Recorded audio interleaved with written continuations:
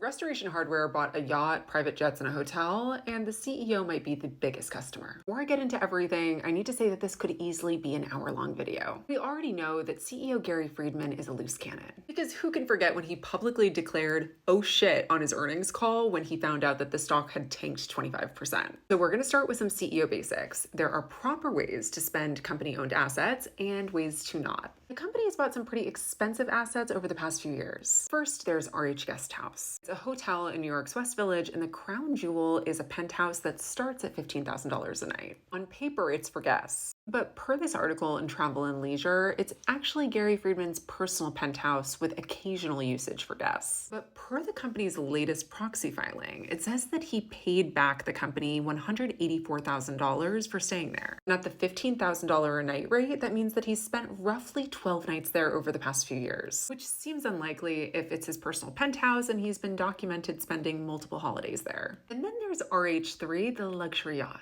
and the 2 private jets that they also own. Technically, they're available for charter, but no one can confirm that anyone but the CEO and his connections have ever used them. At this point, RH has sunk hundreds of millions of dollars into these assets. No one can say that they are bringing in any meaningful cash. And more broadly, the RH business is in turmoil right now because of all of the tariffs, and their global expansion efforts have been anything but smooth. They expanded to Germany, but they decided to not renew those leases. Perhaps the most damning thing here is something called the Altman Z-score. This is a financial metric used since 1968 to predict whether a public company may be going through bankruptcy soon. The Z-score for RH was so low, it's the second lowest here in red, that analysts are officially calling it in a distress zone. The biggest mistake here seems to be that RH borrowed $2.5 billion at variable rates in 2022, right before those rates started rising. And then they spent over $2 billion on buybacks, while the CEO sold $740 million of his own shares. And so the note I want to end on is when I was doing research for this video, I happened upon the letters that Gary would write to his company and the shareholders. And I stumble upon this letter from 2017 where he opens with a Helen Keller quote that says,